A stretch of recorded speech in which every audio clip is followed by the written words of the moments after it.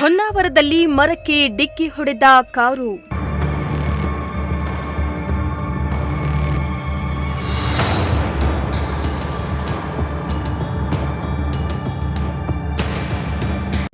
ಕಾರಿನಲ್ಲಿದ್ದ ಇಬ್ಬರು ಪ್ರಯಾಣಿಕರು ಸಜೀವ ದಹನ.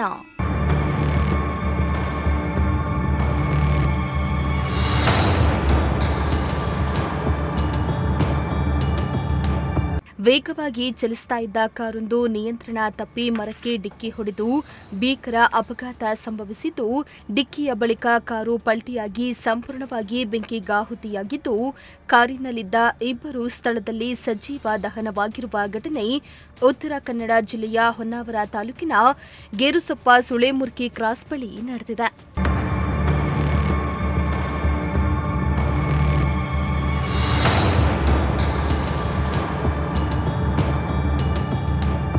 ವೇಗವಾಗಿ ಚಲಿಸ್ತಾ ಇದ್ದ ಕಾರು ನಿಯಂತ್ರಣ ತಪ್ಪಿ ಮೊದಲು ಮರಕ್ಕೆ ಡಿಕ್ಕಿ ಹೊಡೆದಿದೆ.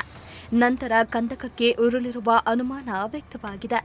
ಡಿಕ್ಕಿಯ ನಂತರ ಕಾರಿಗೆ ಬೆಂಕಿ ಹೊತ್ತುಕೊಂಡಿದ್ದು, ಕ್ಷಣಾರ್ಧದಲ್ಲಿಯೇ ಕಾರು ಸಂಪೂರ್ಣವಾಗಿ ಹೊತ್ತಿ ಹೊರಟಿದೆ.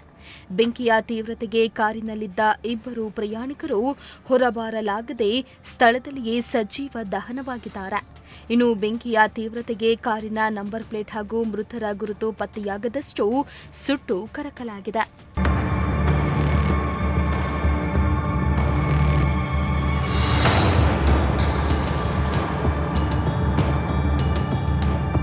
ಇನ್ನು ವಿಷಯ ತಿಳಿದು ಹೊನ್ನಾವರ ಪೊಲೀಸರು ಹಾಗೂ ಅಗ್ನಿಶಾಮಕ ದಳ ಸಿಬ್ಬಂದಿ ಸ್ಥಳಕ್ಕೆ ಧಾವಿಸಿ ಬೆಂಕಿಯನ್ನ ನಂದಿಸಿದ್ದು, ಸದ್ಯ ಕಾರು ಹಾಗೂ ಮೃತಪಟ್ಟವರ ಗುರುತು ಪತ್ತೆಯಾಗಿ ತನಿಖೆಯನ್ನ ಕೈಗೊಂಡಿದ್ದಾರೆ. Bureau report, Prajashakti TV.